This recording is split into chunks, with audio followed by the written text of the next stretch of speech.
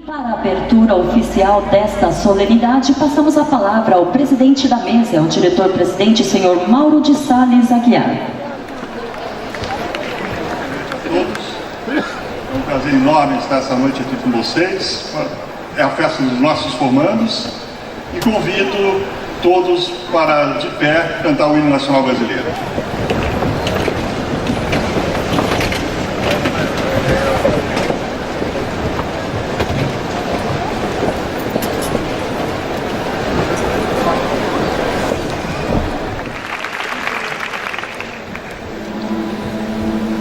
Com a palavra, a paraninfa da turma de exatas é a professora Eneida Cristina de Castro.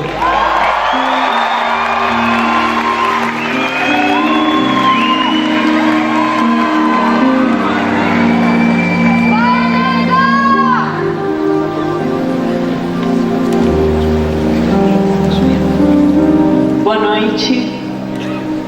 Primeiro eu quero olhar um pouquinho para eles, dá só uma licencinha.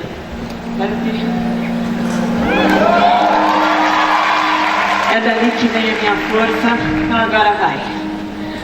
Boa noite, mesa diretora, queridos colegas, senhores pais, familiares. Boa noite, queridos alunos, todos vocês. Boa noite, minha querida última turma de exatas do Colégio Bandeirantes.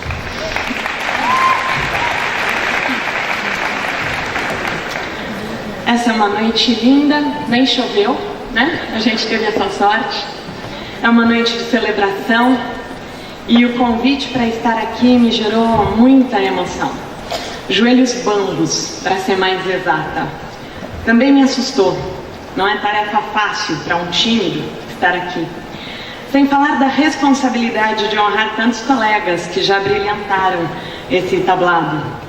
Diante de tudo isso, fiquei pensando que mensagem trazer a vocês essa noite. O que gostariam de ouvir de mim nessa noite, toda ela feita de inesquecível? E me lembrei, não podia ser outra a escolha. Me lembrei da nossa despedida ao final do curso de segundo ano, quando eu pude agradecer a cada turma, a cada aluno, porque sem saber, naquele ano de 2016, vocês me deram muito mais do que eu pude dar a vocês. Me ensinaram muito mais do que eu a vocês.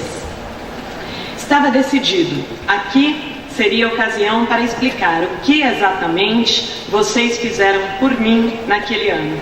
Então vamos lá. Mais uma vez, a última da minha parte, eu peço, guardem os celulares. Fiquem atentos. Sugiro que anotem tudo. Dessa vez, com a tinta do afeto, no caderno das melhores recordações. Essa lição é muito importante, provavelmente a mais importante que eu possa lhes trazer. Que ano de 2016? Já começava atribulado, mas vamos lá, vida que segue. O ano letivo começa e é hora de apresentar aos alunos o barroco, a expressão da angústia, dos conflitos que atormentam a existência humana. Em troca, vocês me ofereceram leveza. De quem olha o agora, aprecia a piada, o xiste preciso, a diversão com os amigos. Cercaram-me de risos, afetos, a um ponto que até as minhas broncas eram interrompidas pelas minhas risadas. Não é, E3? O tempo segue, o cronograma é apertado, logo chegamos ao romantismo e os seus excessos emocionais, a luta do indivíduo contra a sociedade, o pessimismo do mal do século, e vocês, mais uma vez, me retribuíram, sorridentes, com pragmatismo confiante, muito próprio dessa E1, fazendo a lição de casa, quase sempre. Caderno com lápis colorido, outros com notas de aula em forma de um diário bem-humorado e sempre com confiança, me fazendo lembrar em tempos de descrença minha. Sem problemas, professora, ganhar, perder, faz parte do jogo, seja jogo político, seja de outra esfera, a gente segue em frente sempre. Nos estudos literários é chegado o realismo, literatura dedicada a denunciar as mazelas da sociedade, a expor cruamente a realidade sem idealizações, denunciando feridas sociais, morais, expondo o ser humano a uma anatomia do caráter, nas palavras do Eça de Queiroz. E em meio a esse olhar cruel, desesperançado sobre o ser humano, eis que acompanho entre vocês a beleza da amizade, aquela que vence qualquer distância, aquela que supera fronteiras, que traz de volta o amigo que teve que partir e lhe dá a melhor das acolhidas no aeroporto. Afinal, E2, o morango merece e os amigos do morango também. Mas logo surge outro modismo literário. O ano está tão perto do fim e eu lhes apresento a arte pela arte, a estética do bom gosto, o desejo da impessoalidade do artista que se quer apagar para que prevaleça só o fazer artístico. Mas a impessoalidade com vocês não tem vez. E em um fim de aula, enquanto acompanho a distribuição de bexigas que servirão de homenagem à despedida de um outro colega, eu escuto: o que é seu tá guardado, Eneida. E o meu era mais um brigadeiro, o meu doce preferido. Nada de impessoalidade, vocês prezam particularidade de cada um. Às vezes pareciam até adivinhar. Que prazer eu revivi ao entrar na sala E4, ao som de Ex-Amor, Martinho da Vila e Simone. Música tanto tempo esquecida para mim, atrás dos afazeres que a vida foi pendurando. Redescoberta, essa música agora está lá na minha playlist, para sempre inesquecível, como vocês. Assim, alunos, percorremos durante um ano tantos movimentos literários, tantos textos, que muitas vezes se tornaram pretextos para nos conhecermos, nos aproximarmos, nos ampararmos. Poderíamos compartilhar mais lições, mas o sinal da vida já vai tocar. Em breve vocês saem dessa aula para frequentar outras. Eu espero que vocês levem, em que contexto for, em que universidade for, em que país for, a lição dessa noite. Quando vocês compartilham com os outros o que vocês têm de melhor, o alcance das coisas boas que se espalham é inimaginável. Então não parem, espalhem não só brigadeiros, mas espalhem alegria, amizade, gentileza, confiança, persistência, bom humor, altruísmo, que o nosso país está tanto precisando. Espalhem humanidade. Foi assim que vocês me resgataram naquele ano de 2016. Foi assim que me conquistaram. E atraí muita gente à espera de resgate, muito a ser conquistado. Porque vocês me ensinaram o que está sintetizado nas letras de uma canção que diz assim: o caminho muda, e muda o caminhante. É um caminho incerto, não é um caminho errado. Eu, caminhante, quero o trajeto terminado, mas é no caminho o que mais importa, o durante. Obrigada, boa noite a todos.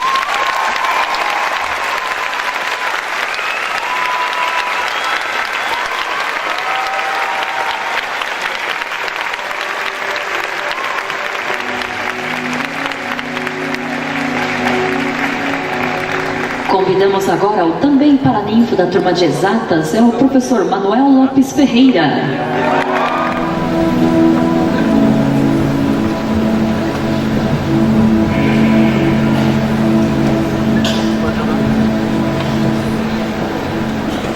Boa noite. Ilustres componentes da mesa solene, senhores pais e familiares, meus amigos, caros formandos. Antes de tudo, pais e familiares, parabéns pelo êxito desses jovens. Vocês tiveram grande participação e foram os maiores responsáveis pelo seu sucesso. Um abraço especial para os formandos de Humanas.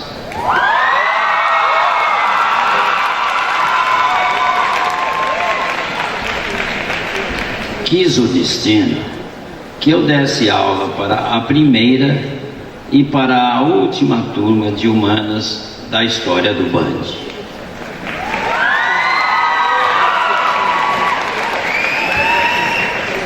Como lhes disse no nosso último mês, foi maravilhoso conviver com vocês. Boa sorte.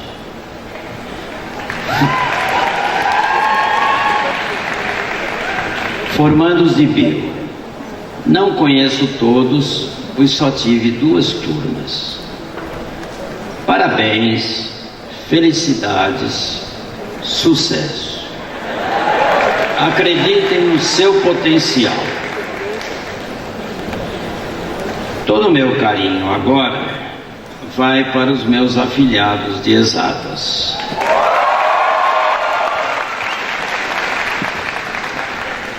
Sou uma pessoa melhor e mais feliz por me permitirem participar com vocês desta festa. Vocês muito me honraram com a escolha. Obrigado. Como esquecer dessas turmas?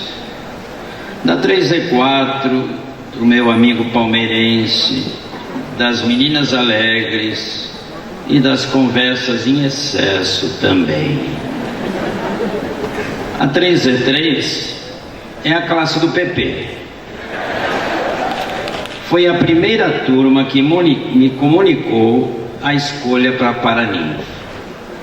Me marcou muito o abraço coletivo que vocês me deram. A 3E2, os papos com o Heimberg, com o Luca.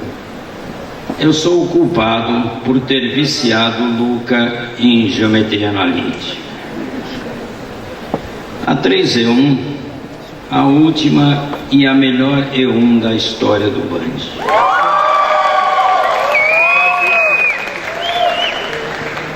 A E1 da Karen, da Ana Carolina, da Sara, do Lui, o Vitor 1, Vitor 2, cúmplices, vocês sabem no que é.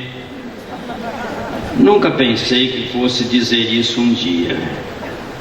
Estou com saudades do João. Eu não sei se o André está aqui. Ele disse que não viria. Aquele choro no último dia de aula foi a melhor lembrança que eu levo daqui do Bandeirantes.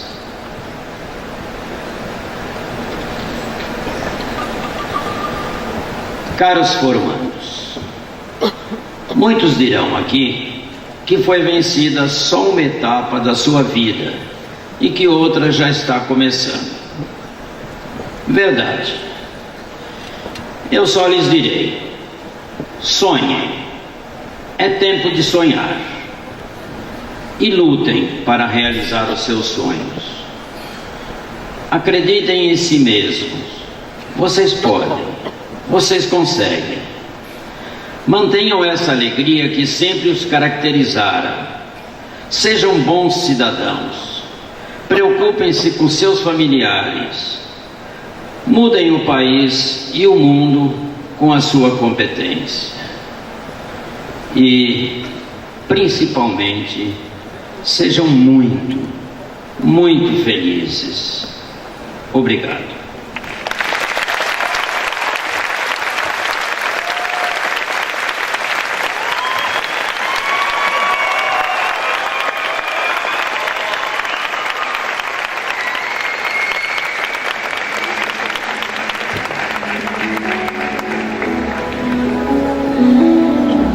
Convidamos agora para o seu discurso o paraninfo da turma de humanas, é o professor Ricardo Salgado Gonçalves.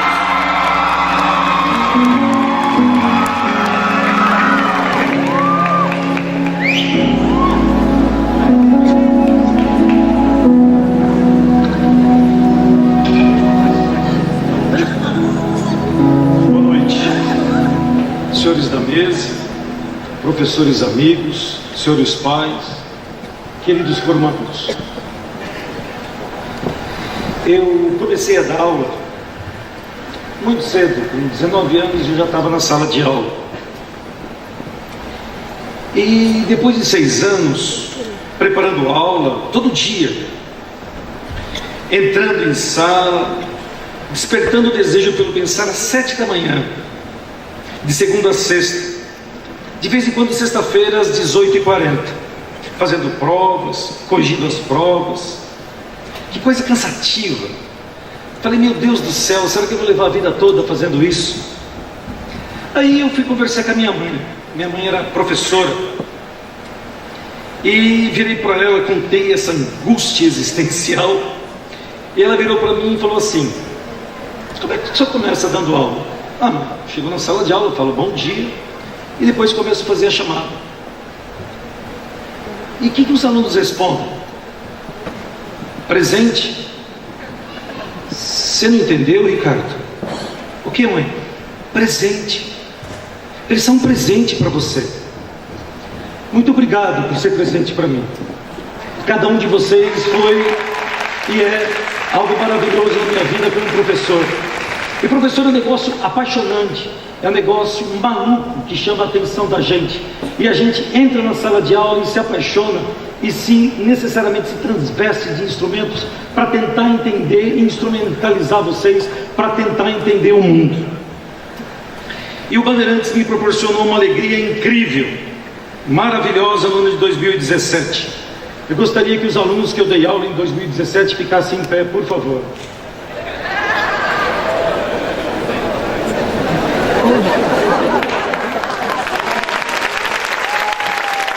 Por favor, qual é a palavra-chave? Presente. Repitam. Presente. Muito obrigado. Pode sentar. Mas eu sou o padrinho da turma de humanas. Eu sou o paraninfo. Uma coisa que intriga o professor de filosofia é a busca de sentido. E imediatamente fui procurar o que era paraninfo. Paraninfo é um título atribuído ao indivíduo escolhido para ser o padrinho da turma, o defensor dos formandos. E é assim que eu me sinto, defensor de vocês. Mas nem sempre a figura do paraninfo foi relacionada com as formaturas e colação de grau. Etimologicamente, esse termo surgiu a partir de que língua? Do grego. Paraninfos, que significa ao lado, e ninfé, que quer dizer a noiva. Ou seja, antigamente a palavra paraninfo era utilizada no sentido de padrinho ou testemunha de casamento. Para os gregos, o paraninfo era o amigo do noivo, que acompanhava a noiva até a casa do futuro marido. Atualmente, o paraninfo tem a importante missão de servir como um conselheiro para uma turma dos alunos que se formam. Durante o discurso, que é considerado obrigatório para os paraninfos, esse tem a oportunidade de agradecer a honra de ser homenageado. E com esse título, vou dar a vocês o último conselho, no nosso discurso, a última aula, para os formandos que irão seguir em frente. Então vamos lá para o último conselho. Os alunos de humanas, eles são muito estranhos, extremamente estranhos. Ser aluno de humanas é tomar presente a crise como um meio de existir. Esses alunos possuem como características fundantes o ato de passar por algo que não passa, portanto que permanece. Permanece como marco gerador do humano enquanto humanas. Quem sou eu? O que eu estou fazendo aqui? O que fizeram de mim? O que eu vou fazer daquilo que me fizeram? Viva a orfandade? Tenho origem? Que mundo posso fazer existir? O que não passa de pura imaginação? As relações materiais de produção geram as ideias. Sou produto, sou produtor. Quando penso por mim mesmo? Essas eram as questões colocadas e a gente era convidado a refletir, a pensar em cada uma delas. E esses alunos me surpreenderam pelas questões que eles faziam, pelas formulações, pelas intrigas e pela busca da verdade. E é para responder questões como essas que eu apresentei a vocês uma parceira permanente, a minha alma gêmea, a filosofia. Sim, a Sofia. Sofia é mulher, é o lado feminino dos deuses, que estão próximos e distantes. Quando eu nasci, ela só resmungava dentro de mim. Eu escutava. vai filosofar, vai refletir. O mundo não é o que parece, as coisas não são como são. Você não tem acesso ao real. A mente mente. Essa irmã gêmea se apodera de todos os humanos que fazem humanas, e nós percorremos os caminhos construídos por aqueles que intimamente a amam, que amaram e que amarão, os filósofos, desejosos de conviverem com a busca da verdade, amigos da crise, inimigos do poder e crentes na reflexão como processo de liberdade. Percorrer esse caminho por 2 anos com vocês não basta. Isso que fizemos foi uma pequena amostra, e que aquele que se deixou se marcar pela minha irmã, pela filosofia, isto é, os humanos que fazem humanas, fazem a si mesmo, amam a sabedoria, desejam permanecer em crise, não como céticos, mas como os que propõem a possibilidade dos possíveis. Muito obrigado pela convivência desses 2 anos, por afetá-los e permitir serem afetados. Muito obrigado por permitir que eu falasse, ouvisse e basicamente participasse da vida de vocês. E que minha irmã, a filosofia, se torne sempre presente na vida de vocês. Muito obrigado.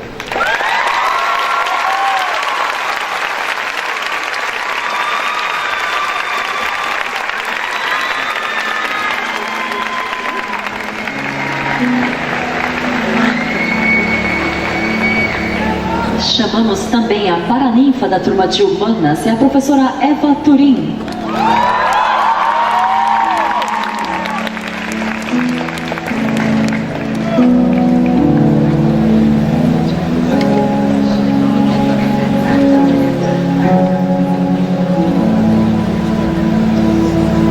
Boa noite. Boa noite aos meus alunos de Humanas, aos meus ex-alunos de 9º ano, alguns de 2º.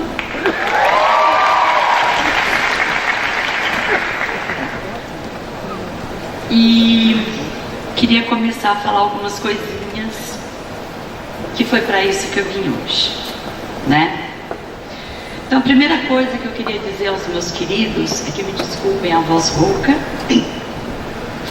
mas que eu fico extremamente grata por ter sido escolhida como paraninfa dessa última turma de Humanas. E é uma turma um tanto quanto especial, porque logo no começo do ano, ou no começo de 2016, ela já sabia que ela seria a última. E isso fez com que esse espírito Humanas ficasse talvez mais latente, mais forte, né? Mais à flor da pele, como diria o Zé Cabaleiro, né? A flor da pele do Zé Cabaleiro. E esse ano que passou, sem dúvida nenhuma, foi um ano muito difícil na vida de vocês. Foi um grande desafio. Eu muitas vezes via que vocês pareciam que subiam no alto da pedra mais alta e ficavam lá, né? Vendo se a asinha aguentava o grande salto para aquele voo, né? O voo maior da vida, que é buscar a gente mesmo.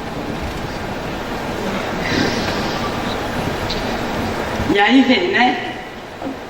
Ai, Evinha, eu não sei se eu quero direito, eu não sei se eu quero administração, eu não sei o que eu quero ser. E uma coisa que eu sempre percebi é que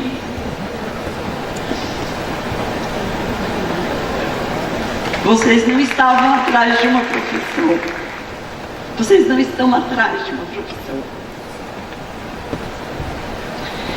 Vocês estão sempre, as minhas Humanas, atrás de um projeto de vida e de um projeto de mundo. Vai muito além de uma educação bancária, como diria o Paulo Freire. Porque o que vocês querem é um projeto de vida. E uma coisa que eu sempre vi em vocês é que o seu projeto de vida não é isolado, não é competitivo. é um projeto coletivo. E isso dá esperança. No mundo que nós estamos hoje, quem ainda consegue ter empatia, quem ainda consegue ter humanidade, eu diria que, em termos daquilo que a gente busca desde as cavernas, está anos-luz na frente dos outros. Não existe mais a possibilidade de nós continuarmos achando que dá para viver nas nossas ilhas de ilusória segurança, nas nossas ilhas de ilusório conforto, porque as coisas passam muito depressa, e os nossos alunos de humanas, que são filósofos por natureza, sabem que a roda da fortuna ela é cruel. Você está lá em cima, a hora que você menos espera, você está lá embaixo. E é quase que uma lei da natureza essa roda girar. Da natureza não, né? Da história. A história, ela é implacável. Ela não perdoa ninguém. E isso me deixa muito feliz, né? Como diria o Chico, em canções tão antigas que as pessoas já não ouvem mais, a história é um carro alegre que atropela indiferente todo aquele que a neve, né? É um trem rompendo trilhos, abrindo seus braços, embalando os nossos filhos. Então gostaria de particularmente agradecer por isso. E aí fazer um convite, né? Um convite que a Eva sempre faz. Vai ser gauche na vida, vai ser torpe, né? Vai nessa coisa tão pequena que é a miséria humana, tentar descobrir o seu bojador. Dobra o seu bojador, sim, sente dor. Agora, tá difícil. Esses dias tem me deixado muito preocupada. Não comigo, eu já tô velhinha, né, meu? Não aposentei a chuteira, ainda vou jogar muito, ainda vou levantar muita bandeira, mas me preocupa por vocês. Nós temos visto muitas demonstrações de intolerância, pessoas com mentes tenebrosas, com ações medonhas, um momento de incerteza muito grande. Se me permitem, Marielle presente.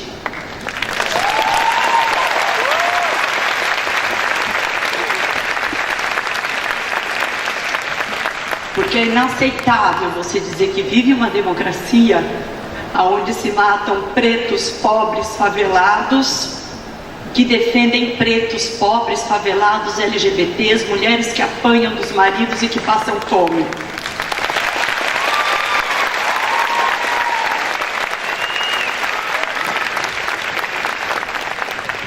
Eu quero que vocês me desculpem, porque sempre tem que ser um discurso de futuro, e é um discurso de futuro. Infelizmente é um discurso de futuro se nós não fizermos nada.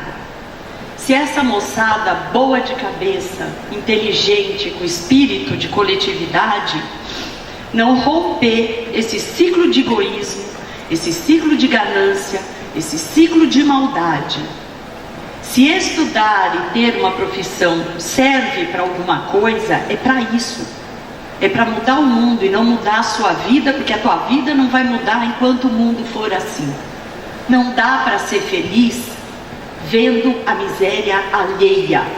Não dá para se sentir vitorioso numa meritocracia aonde 80% da população vive numa situação, no mínimo, indigna de ser chamada humana. E não adianta dizer que não existe desigualdade social, porque existe. Todo mundo aqui, a hora que sair, passa e olha na rua que você vai ver a desigualdade social. Ela vai estar deitada lá embaixo de um trapo ou embaixo de um papelão com o resto de comida que pegou no lixo do seu lado.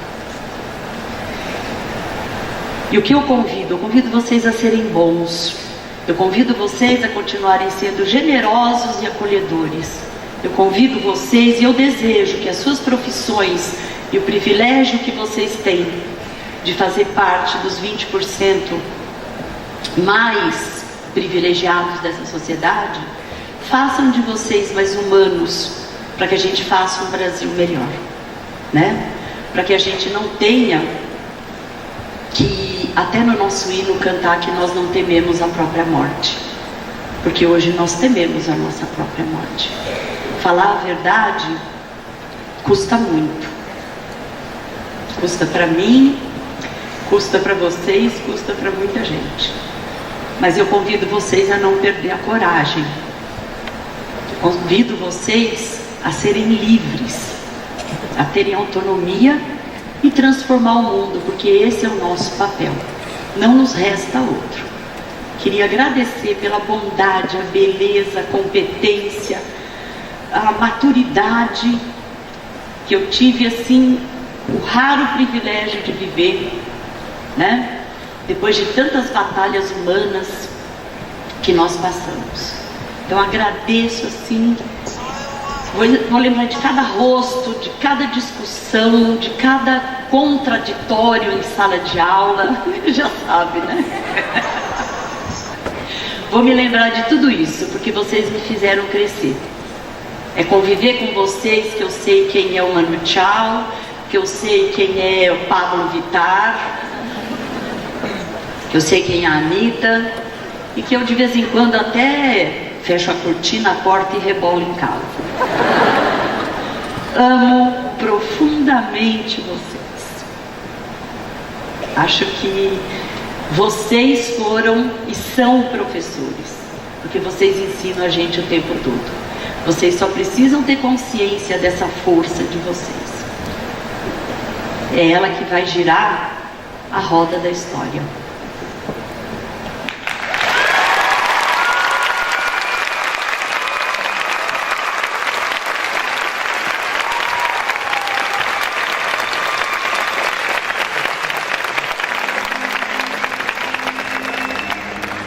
E agora, com a palavra, o paraninfo da turma de Biológicas é o professor Carlos de Oliveira.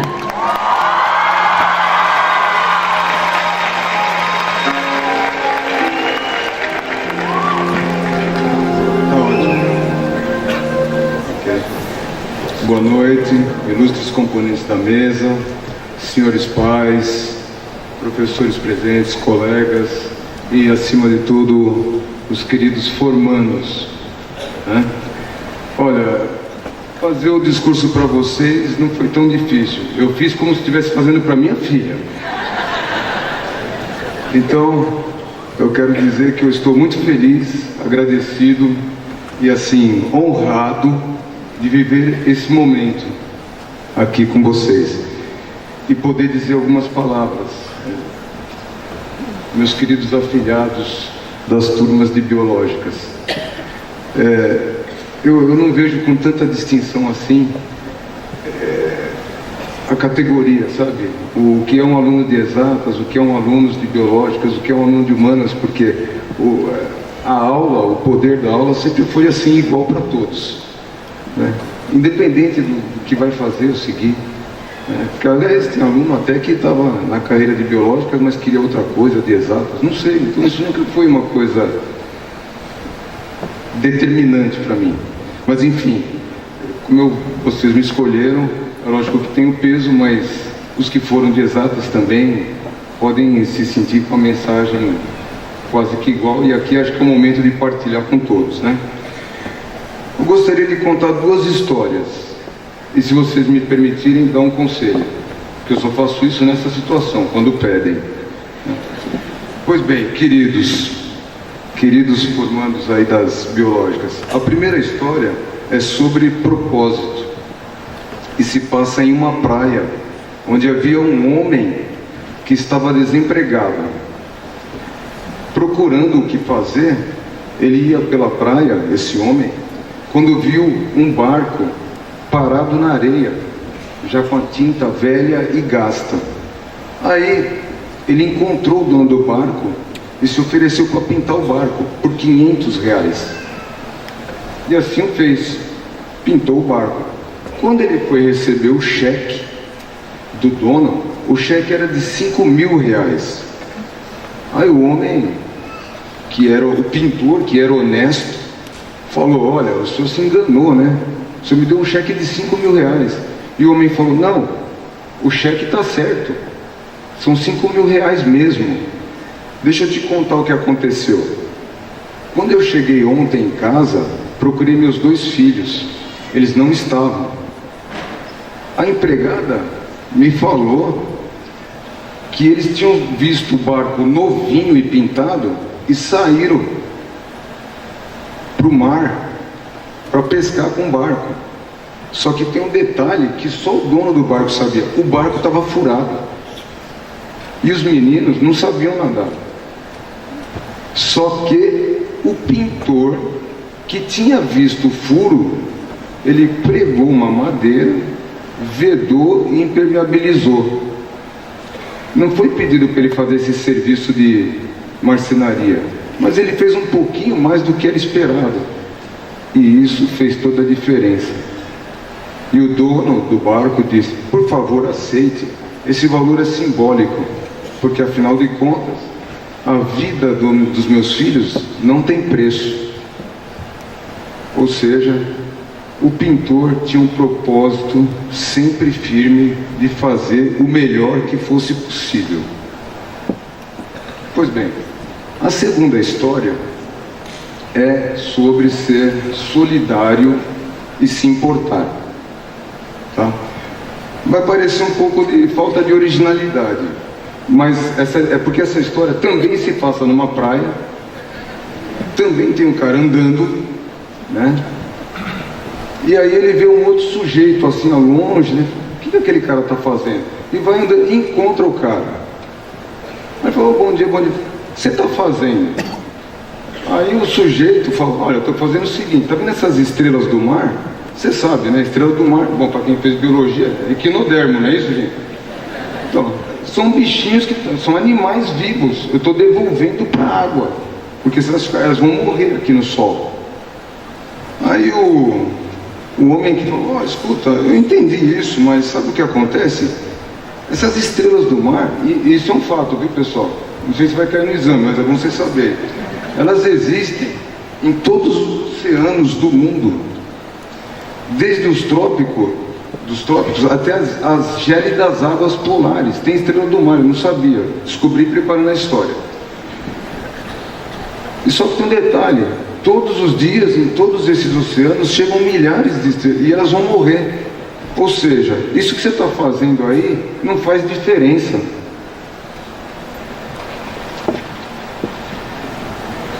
E aí o homem que estava jogando as estrelas falou: não, meu amigo, você está enganado. Está vendo essa estrela aqui? E pegou uma daquelas centenas que tinha lá. Está vendo essa estrela? Jogou de volta ao mar. Aí ele falou: você viu? Para essa estrela eu fiz diferença. A parte bonita da história é que no dia seguinte os dois homens estavam jogando as estrelas de volta para o mar. Portanto, moços e moças, não acreditem quando disserem que suas ações não fazem diferença. Eu mesmo já cansei. Quem nunca ouviu? Eu já cansei de ouvir isso. Eu digo só o seguinte para vocês: façam com amor e fé, que isso fará a verdadeira diferença. Não é outra coisa. Não é o que você vai ganhar. Não é o lucro imediato. E o conselho? Bom, as duas histórias já foram. Então eu vou contar uma particularidade. Perguntaram-me uma vez, há muitos anos, o que um professor deveria fazer para ser bom em sua profissão. À época, eu ainda muito jovem, respondi algo como estudar, preparar bem a aula, resolver muitos exercícios e essa coisa toda. No entanto, o tempo me fez descobrir que essas coisas, preparar a aula, saber tudo, fazer uma sequência organizada de exercício, uma prova equilibrada, é verdade, todas essas coisas eram de fato necessárias. Mas como vocês devem ter aprendido em nossas aulas de matemática, nem tudo que é necessário é suficiente. Descobri que é preciso ir além, muito além, e eu achei uma coisa aqui muito legal, quando um jovem aqui falou logo no começo que era preciso ouvir a criança, né? Pois bem, eu diria que é preciso escutar o outro. É preciso escutar o outro. E isso a humanidade, infelizmente, não está acostumada a fazer.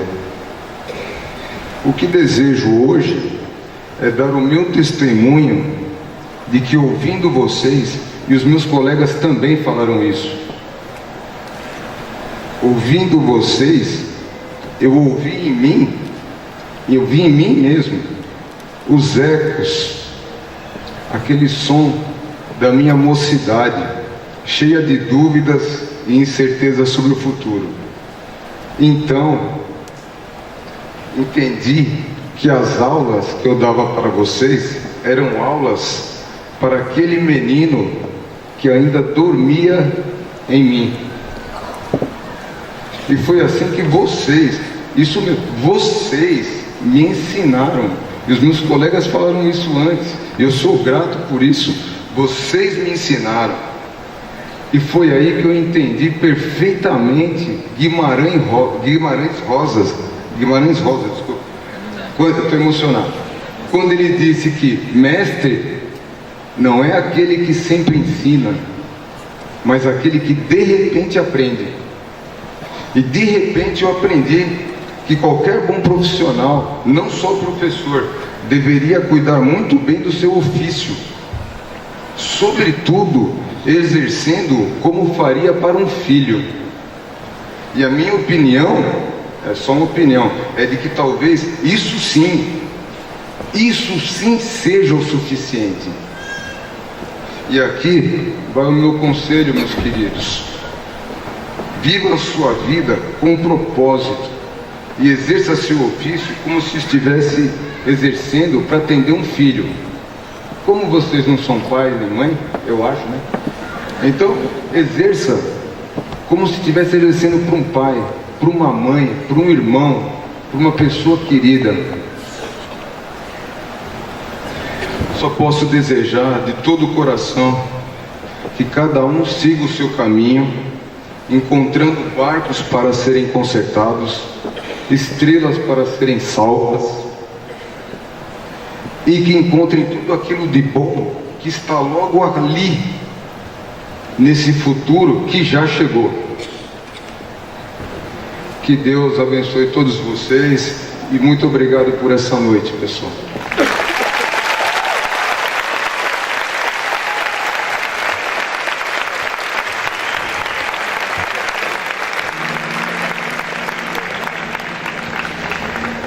Convidamos agora também para a ninfa da turma de Biológicas, é a professora Mônica Lungov.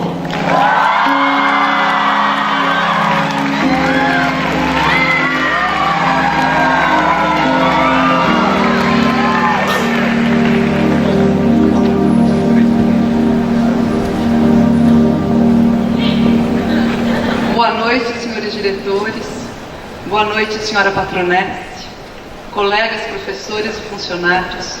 Boa noite, senhores pais e demais familiares, caríssimos alunos. É com muita alegria hoje que estou aqui participando de um dia tão especial na vida de todos.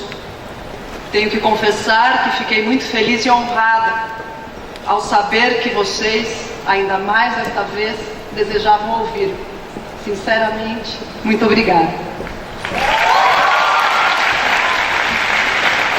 E como professora de História, não resisto à tentação de começar revelando que a figura do paraninfo, para formandos, existia já nas universidades medievais. Em sua origem europeia, o paraninfo tinha duas importantes tarefas: felicitar e proteger seus afilhados. Isso mesmo, hoje, com sua escolha, tornei-me sua madrinha e cada um dos alunos das 5 turmas de biológicas, meus afilhados e afilhadas. Então, para resguardar a tradição dos paraninfos, quero começar por felicitá-los pelo término de seus estudos no ensino médio, seguramente um passo importante em sua formação acadêmica. Meus parabéns a todos. E, para tentar protegê-los, aproveito o momento para propor uma breve reflexão sobre o futuro que está aí, bem à frente de cada um de vocês. E logo eu, que sempre falo do passado, esta noite ambiciono falar sobre o futuro. É meio-dia em suas vidas, meio-dia, o sol está a pino, brilhando. E esse é um momento determinante, porque a partir de agora, suas escolhas, uma após a outra, escolhas acadêmicas, profissionais, afetivas, as importantes escolhas éticas, vão conduzi-los ao mundo adulto. Assim, lembrem-se que as escolhas de hoje estão alinhavando o que seremos amanhã.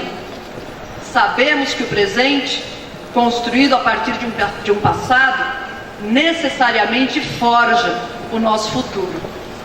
Meus queridos alunos e alunas, não se estude história impunemente. Ao tecer a teia de suas vidas, a história poderá guiá-los, a história poderá protegê-los.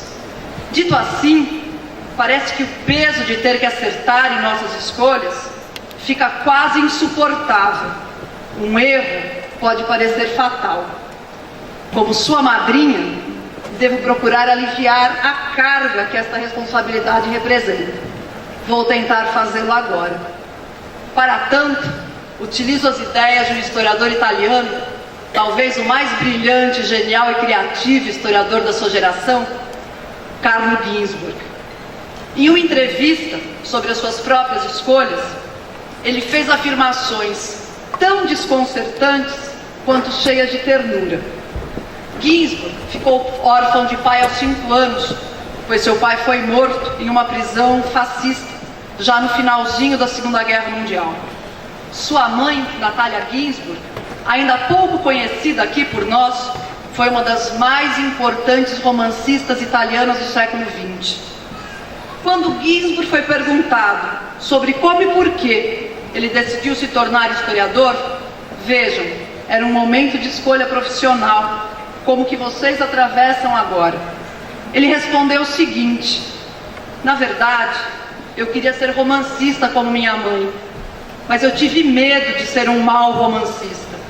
Percebam, ele preferiu evitar competir com a mãe. Assim, na entrevista, Ginzburg conclui que, de certo modo, a vida é como um jogo de xadrez, em que as jogadas cruciais já estavam determinadas bem antes do checkmate. Nas escolhas decisivas que fazemos, sempre há limitações, constrangimentos, mesmo que inconscientes, evidentemente inconscientes. Sim, temos liberdade de escolha, mas seguramente existem pressões subterrâneas em determinadas direções que nos levam, eventualmente, aonde não imaginávamos. Essas pressões seriam as limitações e os constrangimentos. Às vezes, decisões cruciais em uma vida são tomadas quase às cegas. Podemos nos apaixonar às cegas, podemos escolher a profissão às cegas, pois simplesmente não enxergamos a ampla e complexa teia de elementos que estavam em jogo. Não conseguimos enxergar sempre. Pensamos que escolhemos isso ou aquilo, mas as informações talvez não sejam suficientes e provavelmente não conseguimos estimar, no momento destas escolhas, o peso dos impulsos inconscientes. Carlo Ginzburg poderia ter se tornado um excelente romancista, mas ele, em algum momento, decidiu que não seguiria a mesma carreira que a mãe. Fez uma escolha pautada por uma limitação, um constrangimento. o medo de se tornar um mau romancista. Ocorre que Ginsburg tornou-se um historiador brilhante, obsessivo com a narrativa. Diferente da narrativa literária, a narrativa histórica deve ser baseada em fatos, descobertos por meio da pesquisa historiográfica. Mas o incrível é que na história escrita por Carlo Ginzburg, a sensação é de estarmos lendo literatura. Vocês bem sabem, minha segunda paixão depois da história. Ele reconstruiu a história dos camponeses do Friuli, uma região do nordeste da Itália, que eram acusados de feitiçaria em processos do Tribunal do Santo Ofício da Inquisição. Ginzburg dá voz a estes camponeses, os Andarilhos do Bem, o título do seu primeiro livro. Andarilhos do Bem, como soa lindo. Existe um título mais literário do que esse? Seguramente não. Os personagens de Ginzburg, todos reais, históricos, documentados, são demasiadamente humanos e em nada ficam a dever aos grandes personagens ficcionais. Assim, ele realizou seu desejo de ser romancista, escrevendo uma história que preza pelo detalhe, que delicia o leitor com a descrição, que o faz criar empatia com os personagens, que o envolve na sequência narrativa. Ginzburg diz que foi como quando um dique bloqueia o caminho natural da água. Ela simplesmente desvia e busca uma nova direção, um atalho. Tão logo ele decidiu não se tornar romancista, sua energia foi desviada para escrita não ficcional, como se o impulso negativo, não ser romancista, se tornasse parte de impulsos positivos, ser historiador. A paixão pela ficção tornou-se parte de sua paixão pela escrita da história, e não só pela história. Ele não é o tipo de historiador que se limita a apresentar o resultado das pesquisas. Ele o faz com estilo, demonstrando uma intimidade amorosa com a palavra escrita. Assim, em certo sentido, ele conseguiu realizar aquilo que era sua própria essência, ser escritor. Reflitam, é um final feliz. Mesmo que a caminhada não tenha sido direta, linear, as possibilidades são múltiplas, infinitas na verdade, mas é até provável que jamais consigamos nos distanciar daquilo que realmente nos define, daquilo que nos é próprio, essencial. Portanto, não tenham medo de enfrentar suas escolhas, não tenham medo de tentar, não tenham medo de insistir, não tenham medo de ter que eventualmente recomeçar. Isso, basicamente, é viver. Caminhem tentando alcançar seu horizonte, ainda que haja a certeza de que estamos sempre começando, a certeza de que é sempre preciso continuar e a certeza de que seremos interrompidos antes de terminar. E nesse caminho, nem sempre tudo vai sair como planejamos ou desejamos, nem tudo vai dar certo de primeira. É preciso constantemente restabelecer metas, objetivos, percursos, reinventar e reinventar-se. Perceber-se várias vezes de mãos vazias, enquanto pretendemos ganhar o mundo.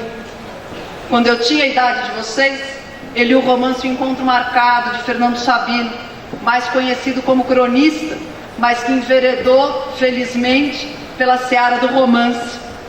Em certo sentido, o livro do Sabino serviu-me de inspiração em momentos importantes da minha própria caminhada. No encerramento da primeira parte do livro, o protagonista estava, como vocês, em pleno meio-dia da vida, o início da vida adulta. Em um rompante de otimismo, ele declarou os seguintes propósitos: faria da queda um passo de dança, da queda um passo de dança, do medo uma escada, do sono uma ponte e da procura um encontro. Da procura um encontro. Nascemos e vivemos para o encontro com nós mesmos e o encontro com o outro. É isso que nos confere humanidade. Queridos alunos e alunas, queridíssimos alunos e alunas, Sinto-me eternamente grata por tê-los encontrado um dia. Muito obrigada.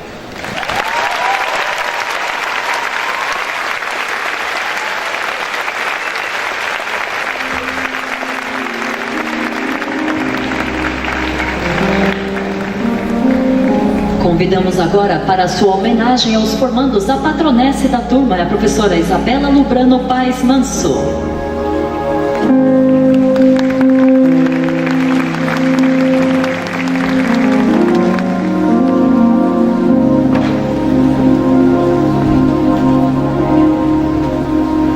Boa noite. Só uma correção, eu não sou professora, eu sou ex-aluna. Eu me formei aqui no Bandeirantes em 2006. Turma de Humanas. Eu achei que eu ia encontrar uma turma que já não tivesse mais a divisão de áreas, né? Fiquei muito feliz de saber que ainda ia ter alunos de Humanas para dar essa palminha encorajadora. Obrigada. Um garoto da favela atravessa todos os dias a fronteira entre dois mundos para chegar na sua escola na Gávea. É um bairro bem rico do Rio de Janeiro. Quando passa pelos cruzamentos, pontos de ônibus, esquinas desertas, os motoristas sobem a janela do carro, aquelas escuras de um filme, e as senhorinhas, elas entram às pressas no primeiro comércio que elas encontram. Um dia, ao notar o olhar de pânico em um homem, pai de família, que trombou com ele na calçada, o garoto toma uma decisão: dar àquele homem um motivo real para se amedrontar. Esse é o enredo de um conto. Eu estou com ele na cabeça porque eu li ele ontem. Ele foi escrito pelo Giovanni Martins para o livro O Sol na Cabeça. Ele está sendo lançado agora. Vocês ainda vão ouvir falar desse livro porque vai virar filme, já foi vendido para vários países. Pois bem, ontem a editora Companhia das Letras me convidou para conhecer o Giovanni e para conversar com ele, o que é um encontro assim absolutamente improvável. Não só porque eu vivo em São Paulo, no bairro rico de São Paulo, e por ele viver no Rio de Janeiro, mais especificamente no Morro do Vidigal, mas principalmente porque, sendo bem honesta, eu seria a pessoa que fecha o vidro quando vê ele na calçada, ou pelo menos eu era. Esse foi um encontro que me fez refletir. E se hoje eu tenho oportunidade de conversar com pessoas que estão fazendo literatura de qualidade nos cantos mais improváveis do Brasil, isso se deve em muito àquelas pessoas que estão ali sentadas naquela mesa, os professores do Colégio Bandeirantes. Por exemplo, eu tive que puxar na memória alguns casos que nunca saíram da minha lembrança. Eu me lembro, na 8ª série, atualmente o 9º ano, né, a professora Cândida, ela apresentou pra gente as ignomínias, o caso trágico e terrível de Édipo Rei, uma tragédia de Sófocles. Eu tinha 14 anos na época, aquela coisa de furar os olhos, eu nunca mais me esqueci, foi muito marcante. E depois veio a professora Eneida, no 1º ano, que no 1º ano ela leu pra gente em sala de aula o capítulo da baleia, de Vidas Secas, e ela se emocionou a ponto de chorar em sala de aula. Eu acho até que ela ficou um pouquinho envergonhada de eu lembrar isso. Alguns alunos deram risada, mas aquilo nunca mais saiu também da minha cabeça. Foi uma grande prova de amor pela literatura. Eu me lembro também da professora Sinília. Ela dava aula de história, já é falecida. Mas ela fazia a gente ler romances do Alexandre Dumas, do Émile Zola, para ajudar a entender a história da Europa. E eu estaria sendo muito ingrata se eu não me recordasse da professora Isete, também de literatura. Ela foi quem me ensinou que não se pode jamais confiar num narrador do Machado de Assis. Ela me ensinou que existe música escondida nos cabelos de Iracema. Ela ensinou que aquelas malandragens que a gente vê todos os dias nos jornais, elas já existem desde o tempo do sargento de milícias. E ela ensinou que as lições de Guimarães Rosa são melhor compreendidas pelo espírito do que pela razão. O Bandeirantes me deu conhecimento e ferramentas para realizar os meus sonhos, mesmo quando eu não fazia a menor ideia de quais eram os meus sonhos. Foi graças ao Band que eu entrei na melhor e mais antiga faculdade de Direito do Brasil, a São Francisco. Talvez alguns de vocês tenham prestado vestibular. Foi graças ao Band que depois eu fiz a melhor e mais antiga faculdade de jornalismo do Brasil, a Casper Liber. E também foi muito graças ao Band que depois que eu percebi que nada dessas profissões bonitas tinham a ver comigo, que eu criei, não o mais antigo, mas na minha opinião, o melhor canal de literatura do YouTube no Brasil. Quando eu me formei, em 2006, ninguém falava, ninguém sonhava em ser youtuber, por um simples motivo, porque isso não existia. O YouTube acho que tinha 1 ano de existência e era só um depósito de vídeos de gatinhos, não era uma plataforma de conteúdo que faz a diferença que faz hoje. E assim como muitos de vocês, eu também desejava seguir um caminho bem padrão. Na minha cabeça, era suficiente ter um diploma com bastante grife. Beleza, vou entrar numa boa faculdade, vou passar na FUVEST. E tendo um diploma bem chique para exibir para os meus empregadores, eu ia conseguir um bom emprego, consequentemente eu ia ganhar um bom salário, e aí eu ia ser feliz para sempre. Essa era a minha lógica. Mas não foi assim. Eu tive uma experiência completamente diferente do que eu imaginava, tanto no direito quanto no jornalismo tradicional. Então eu precisei inventar o meu próprio caminho, porque aqueles que existiam, que já tinham sido apresentados para mim, não tinham nada a ver comigo. Então eu me pergunto, olhando para vocês aqui, é engraçado, os rostinhos de vocês são iguaizinhos da minha turma também, é meio que voltar no passado. Quantos de vocês vão ocupar também, daqui a 10 anos, profissões que ainda não foram inventadas? Quantos de vocês vão surgir com ideias inovadoras nas áreas mais diferentes e mais emocionantes? Sei lá, engenharia de alimentos, psicopedagogia, aeronáutica, gastronomia. A gente se forma no 3º ano sempre pensando nas profissões mais clássicas, né? Direito, medicina, engenharia, o que é ótimo, isso dá certo para muita gente, graças a Deus, mas também enche de angústia aqueles que, como eu, não conseguem se encaixar. Foi aí que a criatividade e a formação super especial e sólida do Bandeirantes vieram para me socorrer. E não só a mim, colegas também. Só da minha turma eu conheço gente que hoje está trabalhando com moda. Eu tenho um ex-aluno, um ex-colega que virou piloto de motocross. Tem até um mágico profissional. E estão todos muito felizes e realizados. Então, seja lá qual caminho que vocês escolherem, façam bem feito e com dedicação. Não se contentem com meia boca, com a nota média, com a repetição do que está todo mundo fazendo. Criatividade, originalidade, excelência, são palavras lindas, né? Mas não são coisas que nascem com a gente. A gente precisa desenvolver. Fiquem com a bunda quadrada de tanto estudar. Vocês fizeram Band, né? Vocês já sabem como é que é. Vale a pena, acredite em mim, vale a pena. Sejam ousados. Leiam textos em francês, em alemão, em mandarim. Aliás, escolham uma dessas línguas e estude para valer. Juntem dinheiro, viajem. E não só para Estados Unidos e Europa, que é muito gostoso tudo, mas uma das viagens mais especiais que eu fiz da minha vida foi para a Colômbia. E eu conheço gente que foi para Angola, Singapura, Estônia. Viajem também dentro do nosso próprio país. Vejam com os seus próprios olhos esse poço de desigualdades que é o Brasil.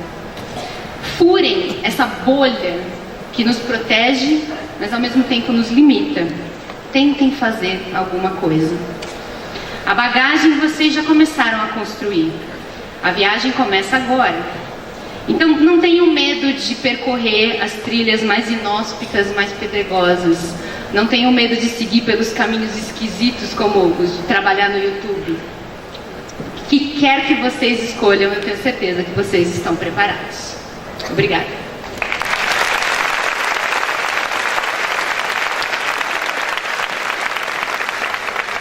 passar a palavra ao presidente da mesa, ao diretor-presidente, senhor Mauro de Sales Aguiar, para suas considerações finais.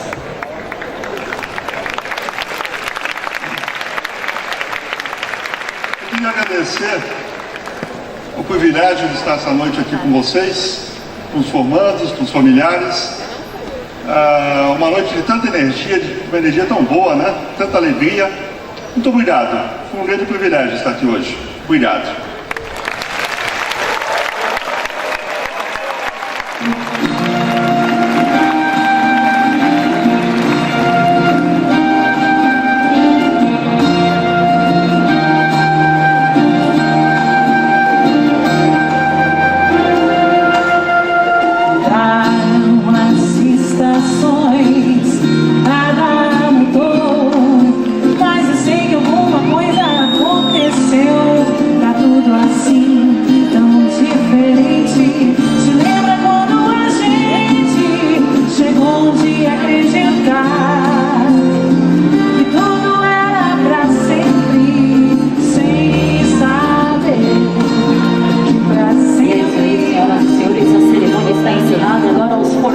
Nós vamos caprichar agora na jogada dos cabelos, ok? Comigo. Estenda o braço direito à frente, pegam a ponta do cabelo e joga pra cima. Parabéns!